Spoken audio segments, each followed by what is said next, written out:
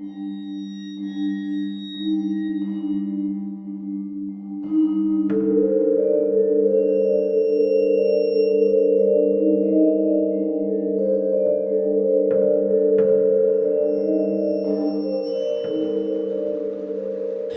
hello, and welcome to El Dente Rigamortis. I'm Review Cultist. And I'm Dr. Levive. And I'm Mikey. The E stands for evil. And we're here to discuss those internet stories most creepy and most pasta. Tonight we have Between the Walls. So, for those of you not in the know, creepypasta are... just go Google it. Just go Google it. I'm done with it. I've told you enough.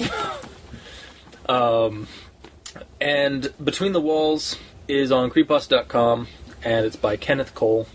And you can also hear readings of it by Katrin Wallace on YouTube. Katrin Wallace.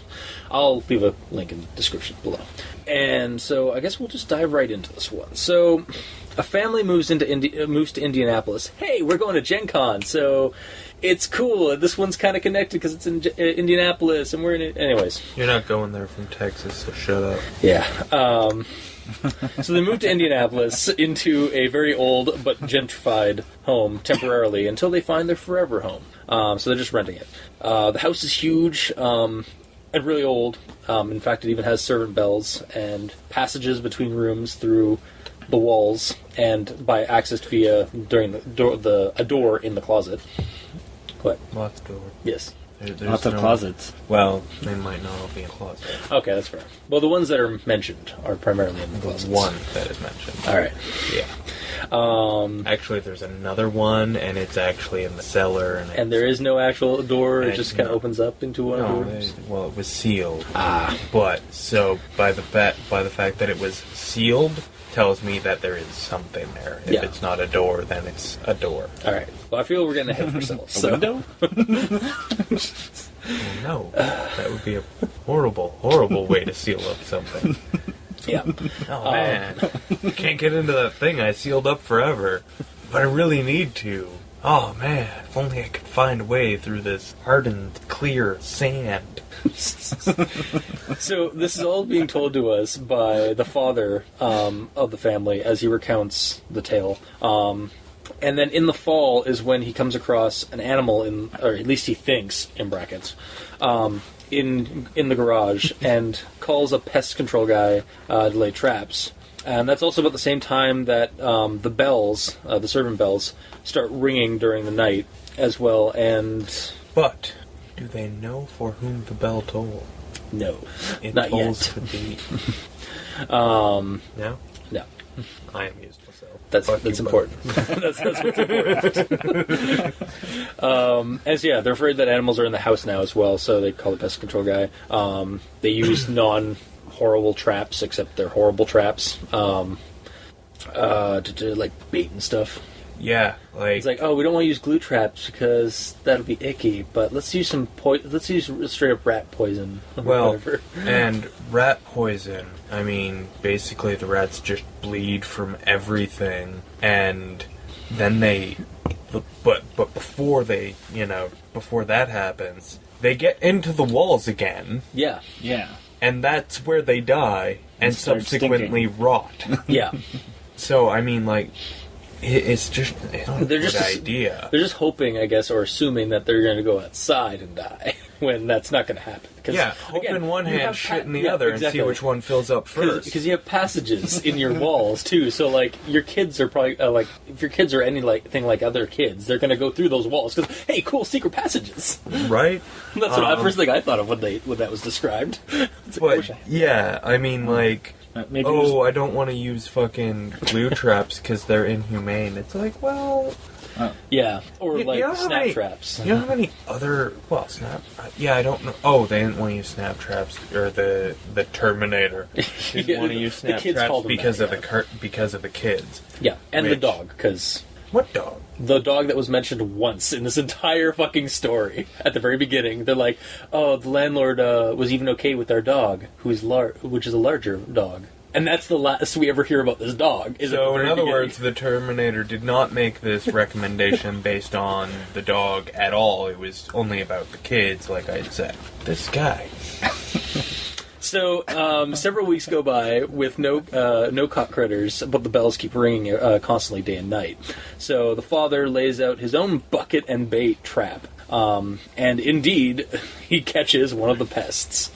When he goes to investigate it, he finds not a rat, not a mouse, not a raccoon or anything like that. He finds a short humanoid with large blackened eyes, holes for noses and mouth, a toothy human grin, and no genitalia what to speak of. And it's just holding the bait, which is like a cracker and cheese and peanut butter, and just flees the scene into the secret passages between the walls. Guy freaks out, but is convinced that didn't happen by his wife enough to stay at the house. More sightings ensue, leading to the final straw, where he chases the little bugger from his bedside into the passages, where he sees like footprints of in the dust of many of these guys. Or maybe this guy's just been really busy, he speculates. And he eventually leads down to the basement in the passages, where he is confronted by by a bunch of them. And they're just all around him as he's like inside one of the rooms in the basement. And they're not threatening at all, though. He's actually getting a sense of calm and like, oh, this is actually fine. Until one of them, the one that he was chasing, comes forth with the cracker and puts it forth, and he's like, more? Please, sir, can I have some more? Well, this guy's just not going to have that. You want more? Well, this guy's just not going to have that. He just freaks the fuck out, runs upstairs, closes the door, stays up the whole night and makes some coffee, calls the exterminator, and gets the exterminator to come over and tells him the story about what has been happening. The exterminator is not, like, laughing at it or anything like that. He's actually taking it seriously. Goes to check the garage and seems to know what's going on and stuff, because he ends this with a comment like, they're back, or something to that effect. Dun dun dun. What? No. What's the quote? Well, it is. Yeah, it looks like the little buggers are back. What is it? I asked in an exclamation. Raccoons? Rats? Oh, please tell me it's not rats. Right? You know what it is, and it's worse than rats. You're like in denial. No, not that bad. He shook his head. You may want to stock up on peanut butter and cheese crackers, though. Dun dun. What? Like, he just stumbled upon their favorite food? Yeah. And honestly, I totally when I read this before, I totally missed that he was that the little, I'm gonna call him a brownie. Yeah. Was holding the cracker. I assume that was Yeah. immediately. So when it got to the cellar scene, I totally did not notice that it was in his hand. Yeah, it's just, and I was like. So I was just like, more? Like, what? You like chase scenes? Yeah, okay, I got like, yeah. You're just like, I was they thought it was play. They thought it was play time. Yeah, but I was confused to his reaction. In fact, I'm pretty sure I'm still confused to his reaction. You know what? Like, you're not alone. Oh no! You want more snacks? Yeah, like it seemed like the scene was supposed to be like E.T. kind of thing. It's like, oh, he's just a little guy. They're just little guys. They just want to be our friends. He's just like, no, just leaves, like runs out. Like it's as if he the two scenes were like spliced together. Almost as though he completely overreacted. Yeah, exactly.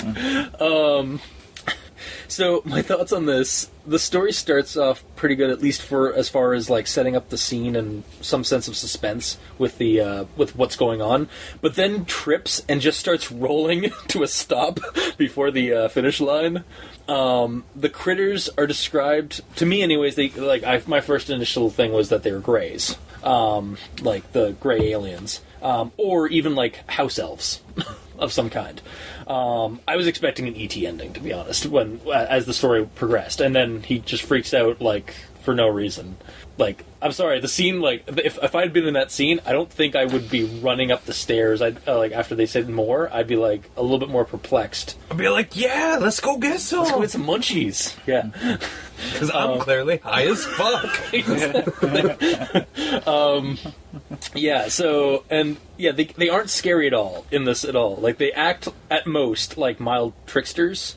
or pranksters in the story, and at no point are they, and they're almost borderline friendly and cute. Like, there at no point did we see them like being threatening. Like, they want to get chased around the house. Like, they're getting chased around the house, but they're not setting up traps or anything like that for the guy that's chasing them. So it's just like, and the guy, like we said, the guy freaks out at them, like, asking for more food, as if he's, like, being confronted by a mob of hungry, like, ravenous, rabid monsters. And that's not the case at all. Yeah, it's not like he's holding up a cheese and peanut butter cracker thing, which I'm still trying to wrap my head around. That's what he's holding. It's not like it's a human ear or his dog's head or something like that. Like, what dog? I know, right? Like, again, there is a dog. It mentioned once in this entire fucking story that when they were moving into the house, the landlord was okay with them having a dog, even a large one. Yes, and then it's never brought up. Same with the children. Yes, the children are always sleeping in the story, which kind of sounds a little creepier than it should be. They're always sleeping. Forever and ever. I mean, fuck, the wife is little more than a footnote. Yeah, actually, that's one of my notes, is that, like, the only other person aside from the father that gets page time is the mother, and that's just to calm him down and tell him that, keep him in denial about what's happening, right to the bitter end of this. Yeah, the ending is rushed and feels hollow to me on account of the sudden cliffhanger ending. And the sudden attempt that the guy seems to have gone, like, halfway through the story, he wanted to switch it up from being a horror story to a kind of a childhood family adventure kind of thing, with these little critters being so cute and, like, non-threatening, and, like, with their interactions with the characters. But then tries to also still make it horror, which makes no sense to me. Again, what the hell? Where the hell's the dog? Screen time. The guy spent so much time on the description of the house that it's like he just kind of ran out of juice and decided this creepy story was going to be a thing. So yeah, it's like he had spent so much time at the beginning of the story giving us descriptions of the house and, like, why it's creepy. And then when we finally get the creature, it seems like it was kind of just rushed by the end of it. Sorry, that was actually not intentional to do that. It's just like the story. Guys, what do you think? There's just so much work. Yeah. But yeah, like, you're not entirely wrong, because the story just fucking gives you information that you never asked for, never wanted at the start. Yeah. Like, exact details about, like, the tiling of the building. And, and it's like that never gets brought up again. I don't care about how the tiling changes to paneling. Like, he paints a pretty picture, kinda, but that's not enough. He's doing too much of the work for you, though. Yeah. Like, that's not the goal of a creepypasta. It's of any story. That's the goal of a textbook. Yeah. Is to tell you exactly what you should be seeing. Yeah. Or a photograph. Well, to help explain the issue that we faced, the initial that I ran into when reading this, was that the protagonist lets us know that he's looking to rent. Yeah. Okay?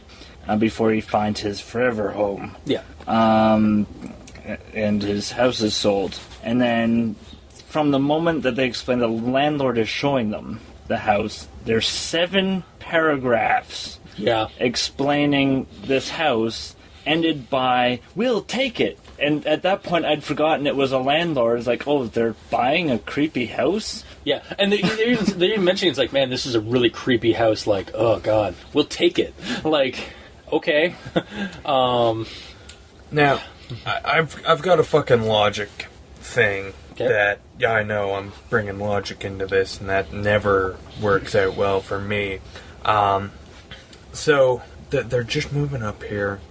They're not looking to set down permanent roots. There's 4 fucking people. Yeah. 2 of whom are pint-sized. Yeah. And apparently a large animal. Yeah. They don't need this house. They don't need a mansion, like a small mansion, which is what this house is. They don't need all of this house at all. They need, like... And you wouldn't rent something like this because the cost is going to be more than you need to be paying. Exactly. You would rent something smaller. Yeah. Maybe not an apartment. You know, you would probably still rent a house, but especially with the dog. Yeah. But you would rent a normal human being house, not something that has servant quarters. Yeah, not something that has way too many, like, has 3 floors, plus the basement that's been divided into different rooms itself. Like, a basement that has been divided into 8 sections. Yeah. 8. Yeah. Yeah. This is a standard house. The basement is divided into 4 sections. Yeah. Exactly. And that's, that's, you know, that's more than most. Yeah. So, I mean, like... this place is massive. Yeah, you know what? And there's 4 people. I'm sorry. I don't want to stay at the Overlook for the entire winter, sir. Right?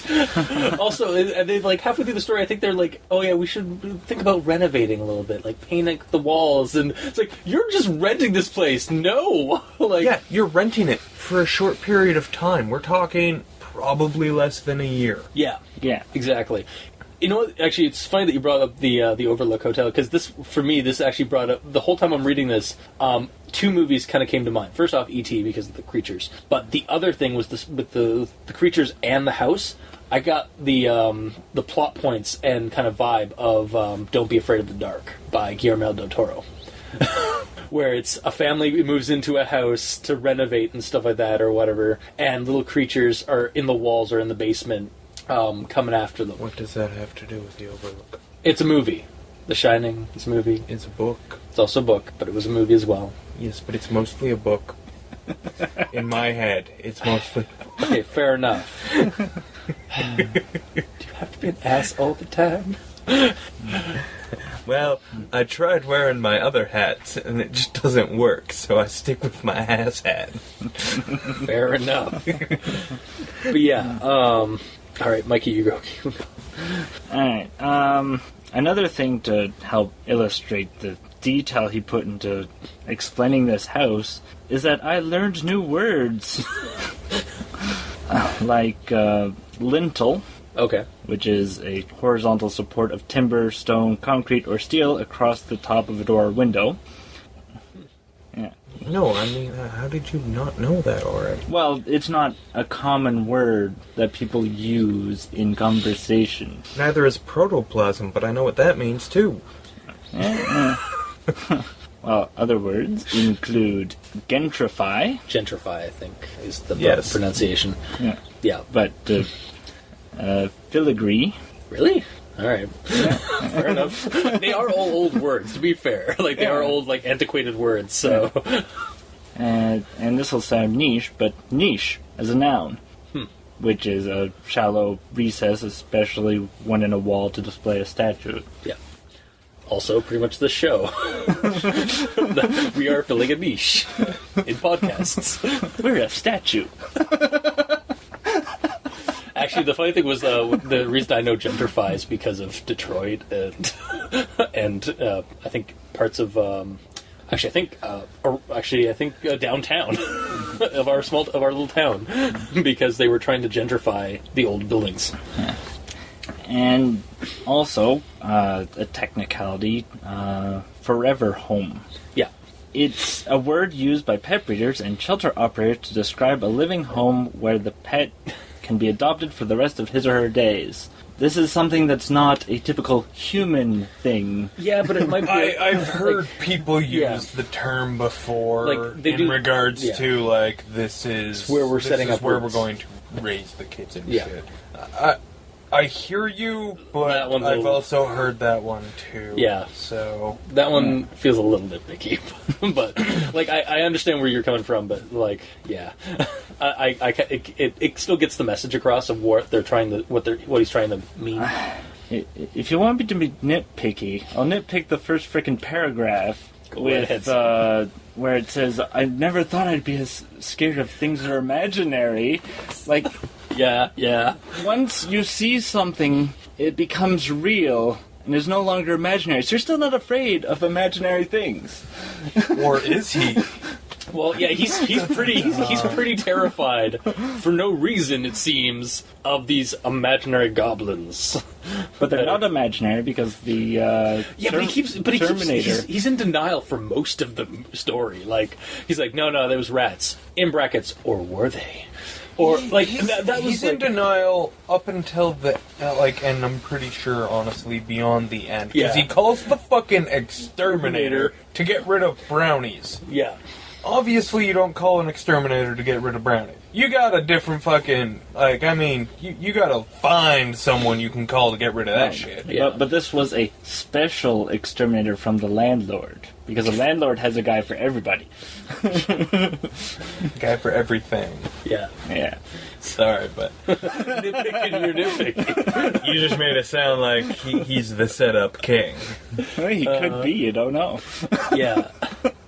Also, that's another thing I had to bring up is when he's like, after he's encountered this thing for the first time in the garage, he starts like talking about, I found, I think we might have raccoons in brackets. At least I hope it was raccoons. It's like, hopefully we don't have hopefully we don't have these, those aren't rats. At least I hope they're rats. Like, it's like the author or the writer is like, he's kind of ruining the suspense that right in that spot right there, because he keeps like hinting. It's like, or was it rats? Or was it this? It's like, yeah, we get it. Like, you can leave that out, the commentary, because we under, like, subconsciously or even consciously, that's our job, and we know what you're leading on to with your words. You don't need to just say like, or was it? Yeah. Or does he? In brackets. Yeah, like that part was like, but yeah, sorry. And then another issue I had, there's grammar issues. Yeah. Yes. One that particularly stood out is, here's the end sentence of a paragraph. Suddenly I had an overwhelming urge to give the garage a closer inspection. Okay, that's the end of the paragraph. Mm-hmm. Beginning of the next paragraph, about 40 feet aside, it, like everything else about the property, was a rather large structure. He assumes that we're still on the same page, that it is the garage, but it's a whole new paragraph. So I was thinking, okay, we're on another structure? Well, I didn't think that, but yes, that is bad. It should have either still been the same paragraph, because there was no need to change the paragraph, or, since it's a new paragraph, you need to reintroduce your topic. Yeah. Exactly. Yeah. And then there was other issues like missing commas. At one point he says just missing words. We're Yankees when it's supposed to be we are Yankees. Also, I remember, like, this one's really nitpicky, but I remember seeing like where it should have been like I was, and it was like I was, because it had an A. Yeah. Yeah, I'm guessing this one went through not so much an edit as a spell check. Yeah. Mm-hmm. Because I didn't notice any spelling mistakes. I'm sure if there are any, you caught them. But there are a lot of wrong words spelled correctly in the wrong place. Yep. And it's simple little things where if you had have just read preceding or the one before, the one after sentence, you would have had the context and used the right word. Mm-hmm. Which spell check doesn't do. Yeah. At least no version of spell check I've ever used. So it's just like, I see that and I'm just like, oh man, the height of laziness. You're probably saying that you edited this bitch. You want to hear something even scarier? Kenneth Kohl is a published author on Amazon. He's published several anthologies of creepypastas. And is quite... I don't mean to sound mean, but he's quite pretentious about his writing capabilities. and boasting about them. So am I. However, But you also don't see me making stupid mistakes like these. However, a quick glance on the back covers of his works are like, they've got widows, they're not current right, there's spelling problems. I'm just like, I don't like you at all. Now, apparently, apparently for review-wise, the books have gotten they're polarized. There's like some people say they're really good, some people say they're shit. And his actual one standalone story, which is just all him, and it's like an 8-chapter creepypasta, has gotten nothing but positive reviews. That's because I haven't read it yet. Exactly. Spoilers. We're probably going to do that one at some point. Yep. So yeah, I just like I found there's a link on the bottom of this on creepypasta.com to his name, and it goes right to his Amazon account. So you can't help but look at that, and I'm just like, really? Because I never did. Well, okay. People who I had to do research for this because I had to know like what was going on and see what else he had written. And yeah, it's just like I just don't understand. Like maybe this was an early piece that he did, and maybe he's gotten better, and that's why the other one has such positive reviews. But yeah, it's just like, yeah, this one was not done well. No. Like, I'm gonna go back to my Overlook comparison because that's how populated this story felt. Yeah. Like, actually, it felt less populated than the Overlook during the winter months, where, I guess to you, Jack Nicholson murdered his... Yeah. Yep. Like, because people don't live in this world. No, People show up and call the exterminator the Terminator, and then disappear. Yeah. Never to be heard from again, only to be mentioned that they sleep. Yeah. It's like... Yeah, it's like... Are the kids ever gone to school? If they have a large dog, why isn't he like reacting to the weird jingles and like the critters that are through his house?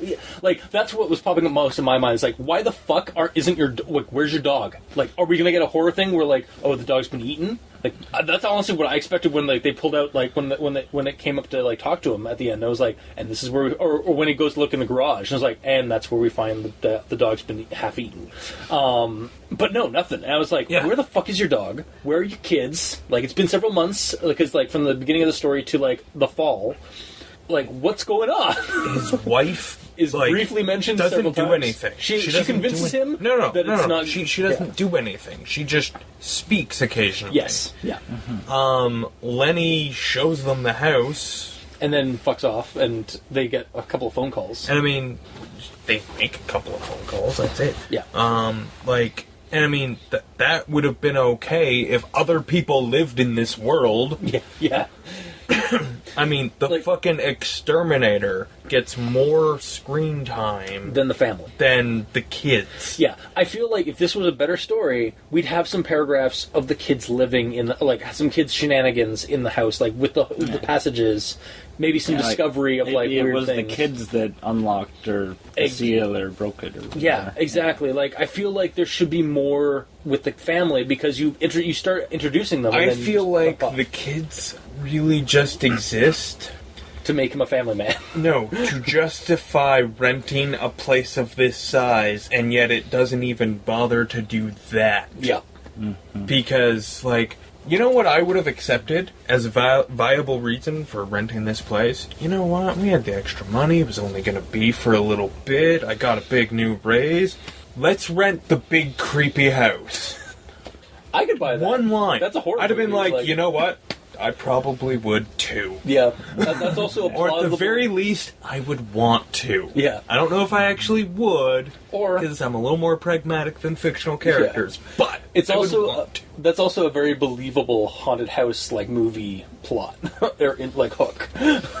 It's they have some like, hey, this is a really creepy house. Whereas with the information we are actually given, there is no reason for them to rent this house. No, at all. And just, maybe I'm harping on it. Man, that is fucking dumb. No, I kind of hear you on that. Like, wouldn't you want to save money for your forever home? Yeah. Mm-hmm. It's just, You don't need that And, like, space. Yeah. It's like, why the fuck do you have anything stored in the garage? There is no way your old home has more shit than you can store in this house. Yeah. Well, clearly they need to store the fridge, their old fridge in this garage, because it wouldn't fit in the small kitchen they have. Which is fucking information that we totally fucking needed. Yeah. I know, I understand where you're coming from. Like, there is a lot of just useless descriptors to just, like, kind of, like, give you, like, full-on, like, access of image of this house, but it's not really needed, because it's a big, scary turn-of-the-century mansion home. You know what another fucking problem with that was? The house that was painted in the picture for me was not fit for human habitation. Yeah. Yeah. Like, so, again, just why the fuck is that the picture you painted? Yeah. Why did you paint it so precisely? Yeah, especially since, like, the kitchen never gets brought up. The kitchen gets brought up a couple times. That little, like, niche by the door, why did we need to know about that? Like, it never gets brought up. Like, there are portions of that description that get brought up throughout the story. Yeah, but do any of them really have any bearing on this story? Really, no. The only things that need to be added or need to be included were that it's a big house. There were servant bells and a secret passages through the walls that they had. That's all, and maybe the basement thing but that's about it. Like, you just described that the basement's creepy, like, and that's all we really need. Yeah, like, honestly, we avoided the basement because the stairs are steep, and to be completely honest, kind of creeped out. And we didn't need the fucking space because we were coming from a house and we were living in more of a fucking mansion. Yeah. Yeah, no, it's, I just, like, it's just, it's just fucking pointless. Every which way. And it's like, I don't understand how someone needs to fucking do an internet search to find a humane fucking rat trap. Yeah. Like, it's pretty, well, like, a little bit of common sense. And I mean, like, everyone has their own thing. Like, and who the fuck cares about the welfare of vermin? Yeah. Like, I think maybe he... Now, like, that's a personal stance, because Yeah. I understand that, you know, humane traps exist because some people want them. Yeah.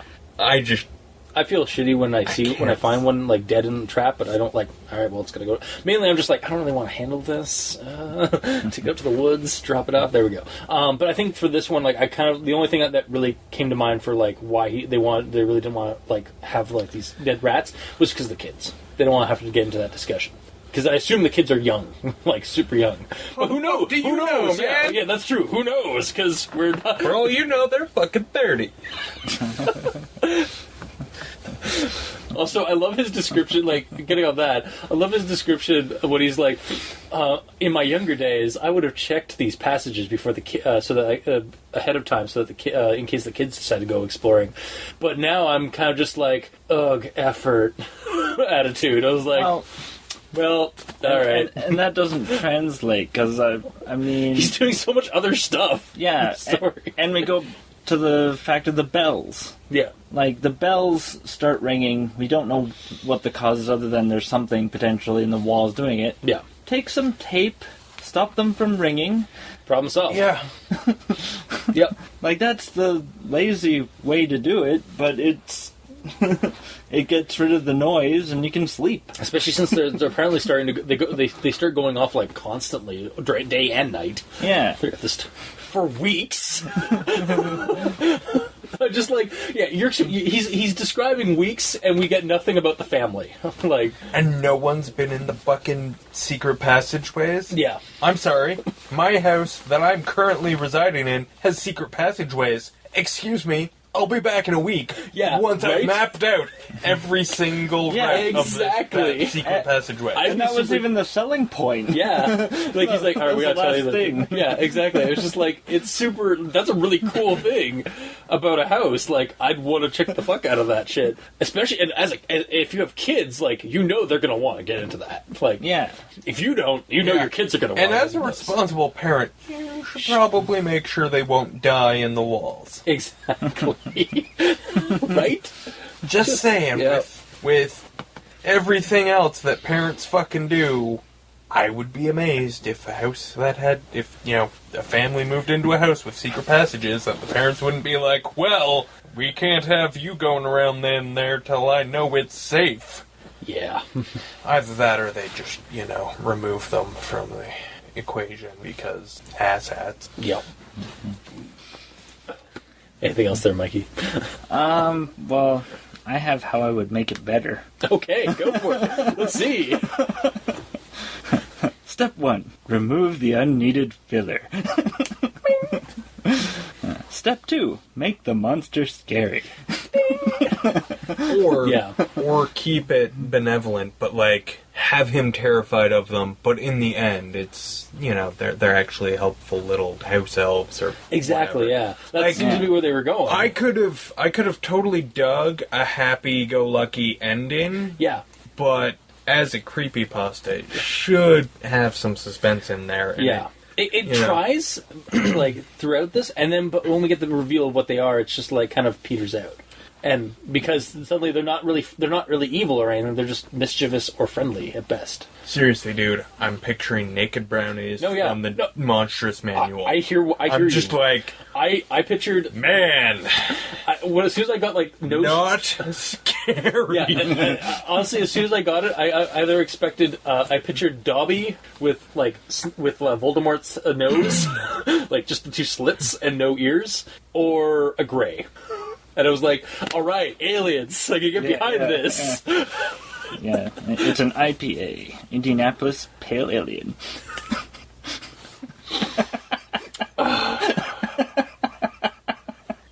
And you know what? They were very hoppy.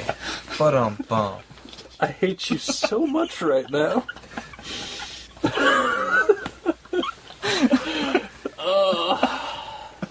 Just for that rip? Oh, God, no. Just go. Just keep going. Okay.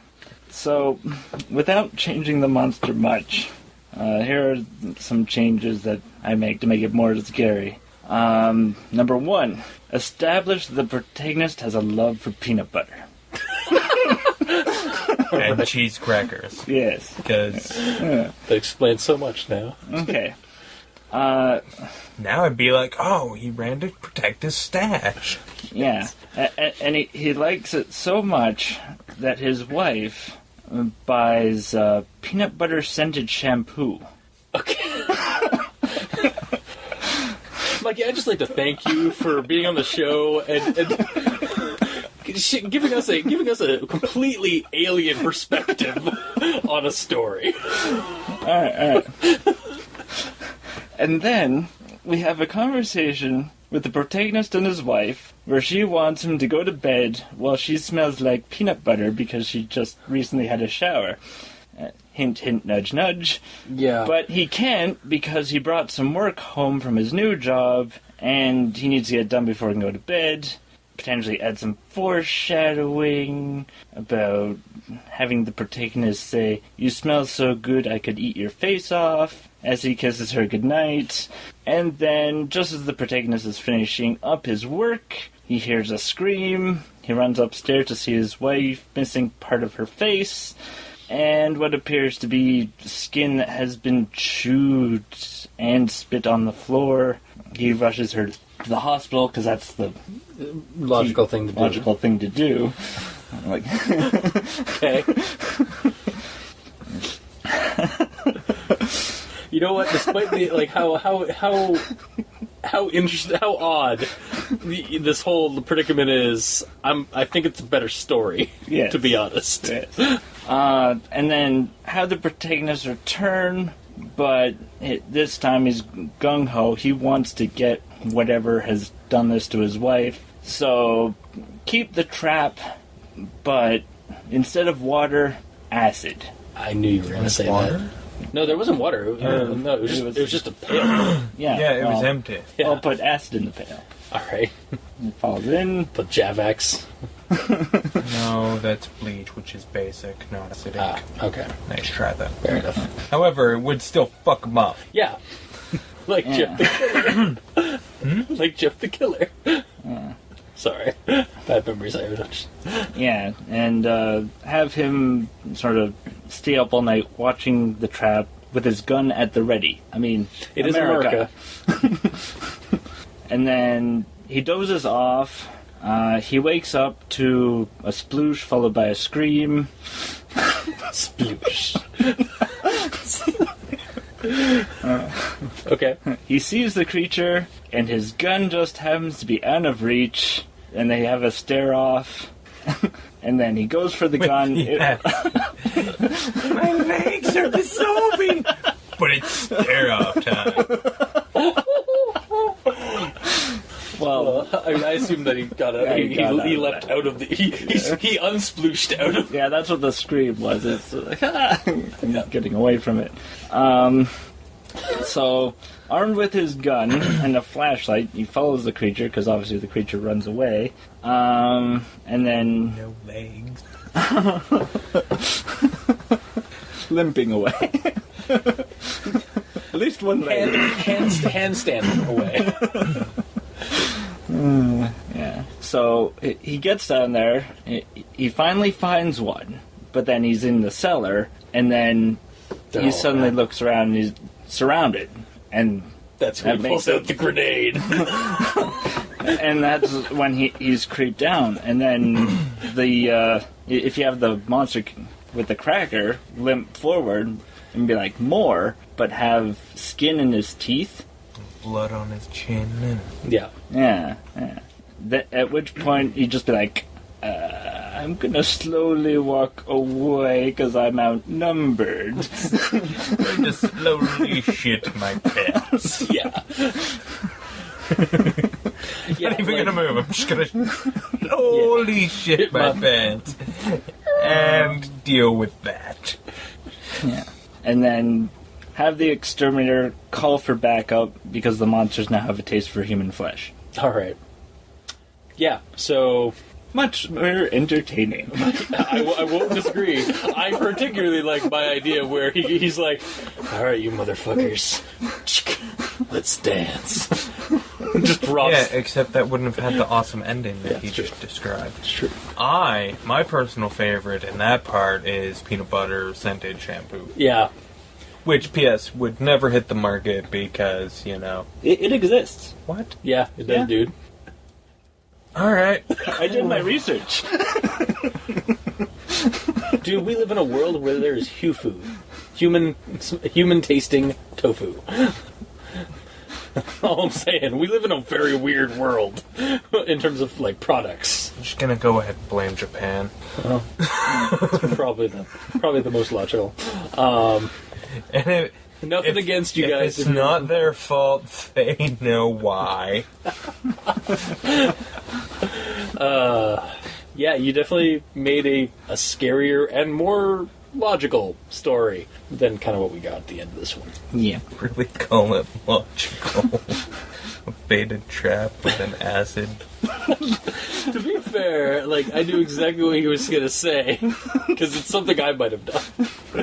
That situation. He wouldn't have had access to the acid. Fair. Bleach, though, would have worked as well, because it would have fucked up the monster. Well... Alright, so is that it for... Is that it for Between the Walls?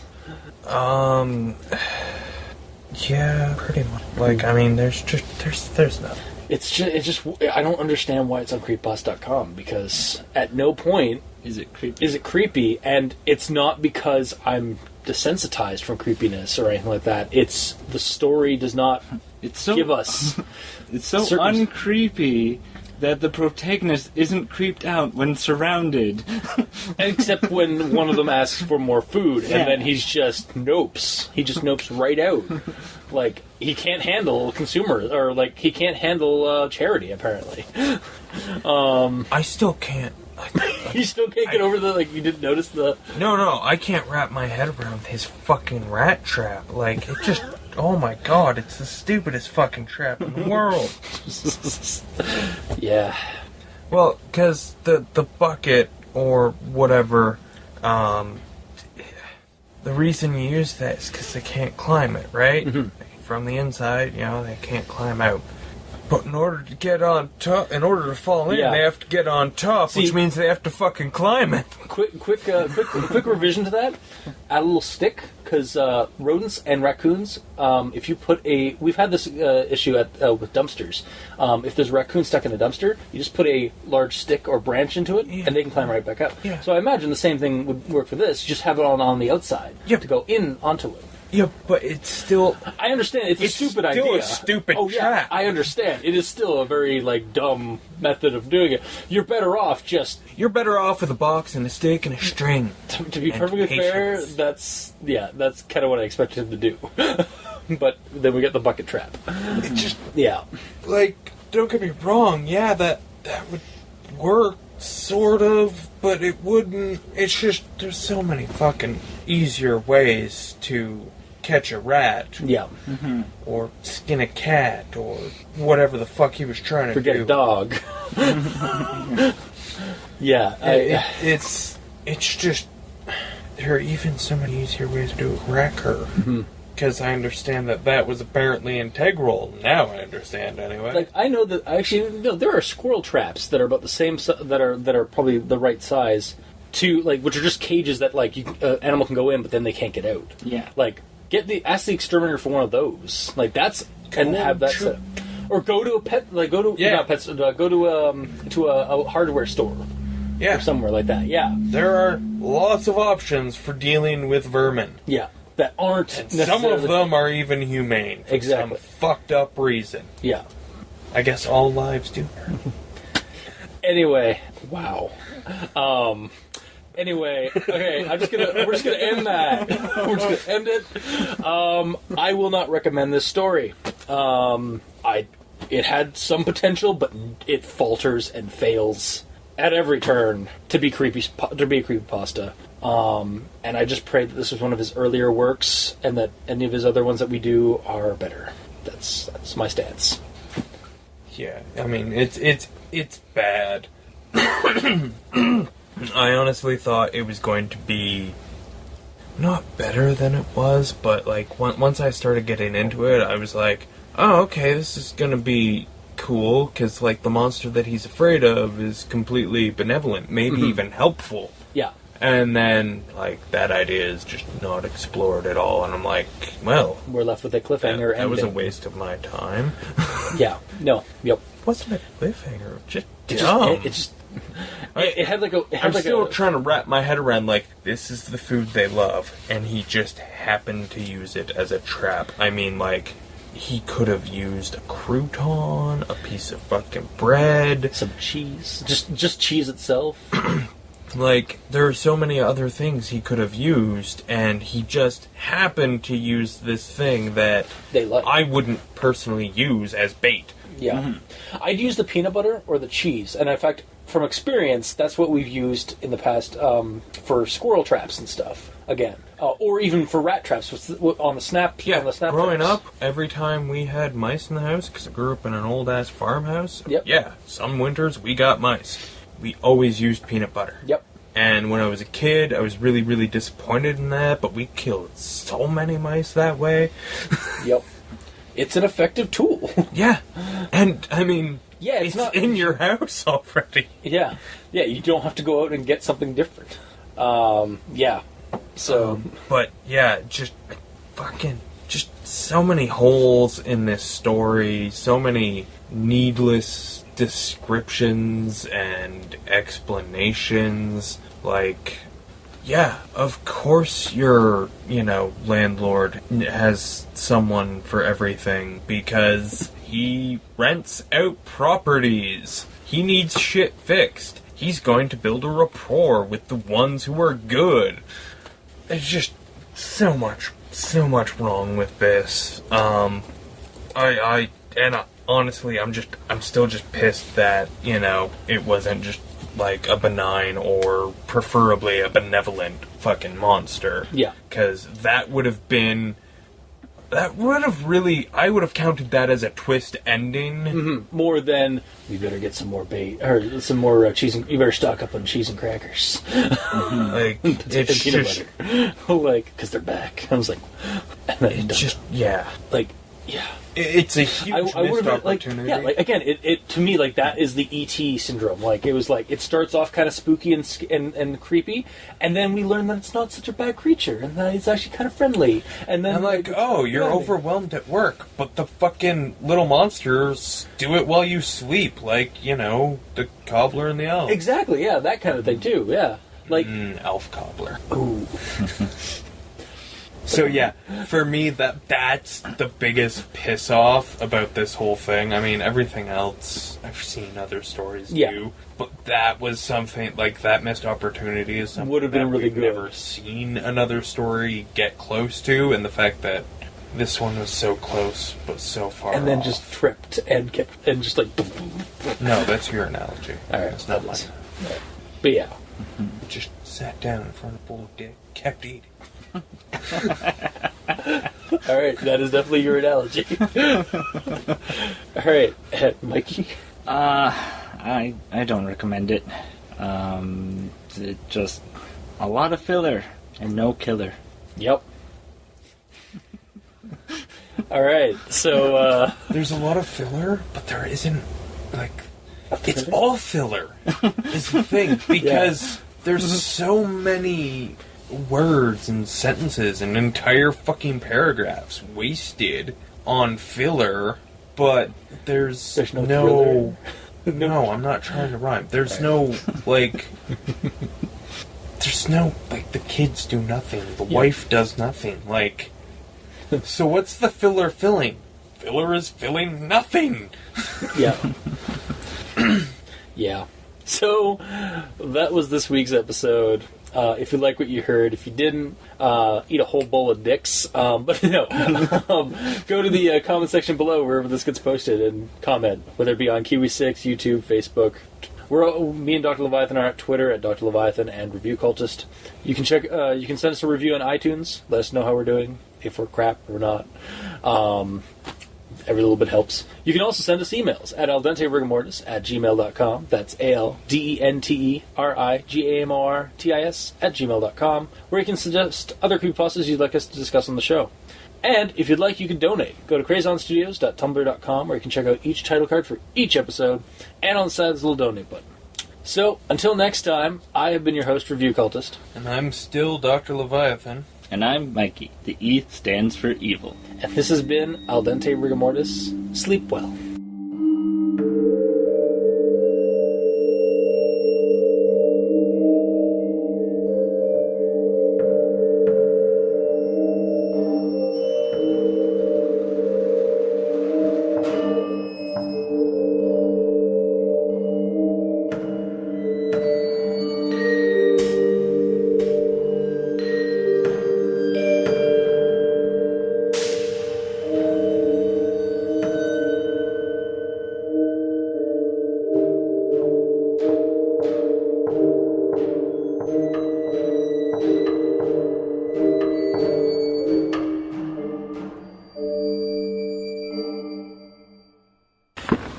Actually be like kind of equally in around this thing. Equal Except distance. for me. Yeah, you'll just be right beside it. You two would be closer. Oh, that's true. Because it is not in the center of it. It's sitting like a fourth man. All right, there, audience. You get to experience Al Dente Rigor Mortis this week, for the time being, as our fourth member. They've always been our fourth member. They really have. Except when there was only three of us. Yeah, that's true. You, me, and them, I mean. Yeah, I know. Yeah, I mean, like, they're the reason we're doing this story today. Doing this story today. Doing this story today. Doing this story today. Doing this story today. Doing this story today.